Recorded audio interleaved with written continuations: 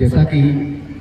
हम बार बार कहते हैं कि जब हम अपने मन में कोई एक सकारात्मक भाव और विचारधारा रखते हैं तो जल्दी ही वो अपने मूर्त रूप को ले लेती है। कई वर्षों से आदरणीय प्रधान जी से मिलते रहे और चर्चा करते रहे कि जो गुरु शिष्य परंपरा है यह कहीं हमारे बच्चों के बीच से दूर हट रही है और इस कार्यशाला को किया जाए। तो हमें ये जानकर आश्चर्य हुआ कि एक ही बार कहने के बाद प्रधान जी तुरंत उसको स्वीकार कर लिए और कहे कि यह कार्यशाला जल्दी ही इस भगवान भोलेनाथ के धाम में जल्दी ही शुरुआत होगी। और उसका एक जो प्रारूप बन गया तो इस कार्यशाला का जो हम लोगों ने उद्देश्य बनाया कि गुरु और शिष्य परंपरा इस सदियों से 5000 वर्ष से यह परंपरा चली आ रही है। हम जब एक दूसरे के प्रेम में रहते हैं यानी गुरु और शिष्य हमेशा ओम सहनावत कहना भूलता हमारे वेद भी कहते हैं। तो इसके द्वारा जब गुरु शिष्य प्रेम में रहेंगे तो जो गुरु रहता है अपने शिष्य की उस भाव में ईश्वर से प्रार्थना करता है अपने शिष्य के लिए कि वह एक अच्छे मुकाम पर जाए, अपने जीवन में उत्तरोत्तर सफलता को प्राप्त करे। तो जब गुरु शिष्य एक दूसरे के पास रहेंगे वह विधि सीखेंगे, उसके उस मंत्रों के बारे में उस वेद और उपनिषदों के ज्ञान को ग्रहण करेंगे,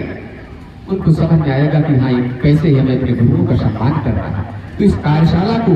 एक वैदिक रूप कार्यशाला दिया गया और इसका प्राथमिक उद्देश्य यही है कि हम सभी जो विद्यार्थी हैं हमारे छोटे छोटे बच्चे हैं उनके जीवन में हमारे सनातन संस्कृति के बारे में उनके जीवन में जो ऊर्जा है उनकी जो ह्यूमन मानवीय ऊर्जा है उसको एक सही दिशा मिल सके, क्योंकि यह कहीं हम लोगों से दूर जा रही थी और इसको उनके जीवन में ताकि लाएं और अपने जीवन में उसको आत्मसात करें, जिससे हम अपने सनातन संस्कृति का परचम जो है पूरे विश्व भर में लहरा सके। शनि बेटी की जो धारणा है धीरे धीरे हम सभी घर घर तक एक एक बच्चों तक पहुंचेंगे कि उनके अंदर यह माता पिता का सम्मान और गुरुजनों का आशीर्वाद उनके जीवन में हमेशा के लिए यह आत्मसात हो जाए, पूरा ग्रहण कर ले। जहां भी जाए उनके शिष्य पूरे विश्व भर में अपने ध्वज का अपने ज्ञान रूपी जो प्रकाश है पूरे विश्व भर में फैलाते रहे। और आज जैसा कि आप सभी ने देखा कि बच्चों ने इतनी आत्मीयता देखी, बच्चों ने खुद से कहा कि आचार्य जी बहुत खुशी हुई, यहाँ की जो आभा ऊर्जा मिली, जो एक पॉजिटिव सकारात्मक ऊर्जा आई है यह बहुत ही हमारे जीवन में काम आने वाली है। तो जब हम इन सभी सकारात्मक चीजों का अपने जीवन में अभ्यास करेंगे तो इस अभ्यास से ही हमेशा देखे हैं कि जब धीरे धीरे हम सनई पर्वत लंघन धीरे धीरे कहने से कथा समाप्त होती है और धीरे धीरे किसी रास्ते पर चलने से वह रास्ता कट जाता है और एक दिव्यांग व्यक्ति भी पर्वत को लांघ जाता है इस प्रयास से।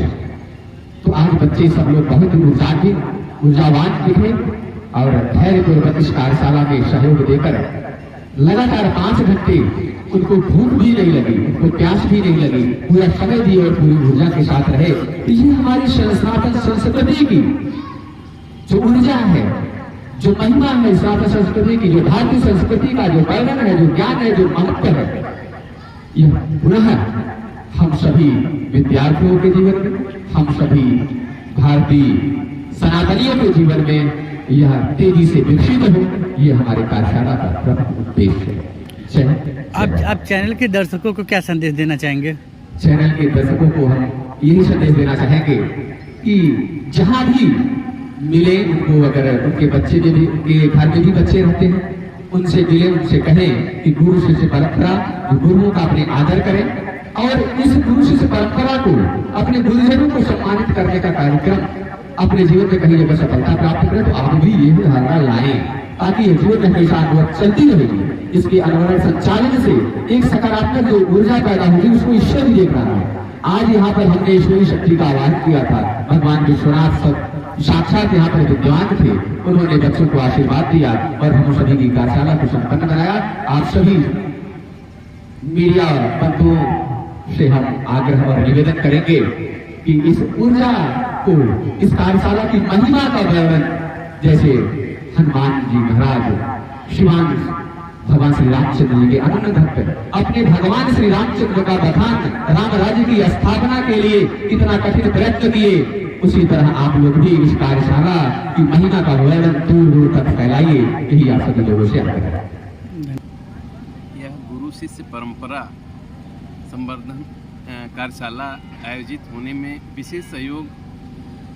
भैया आनंद पांडे जी, जो हमारे ही क्षेत्र के यहीं बिलवाई शिवधाम के बगल का ही गांव है पतार खास, आपका वहीं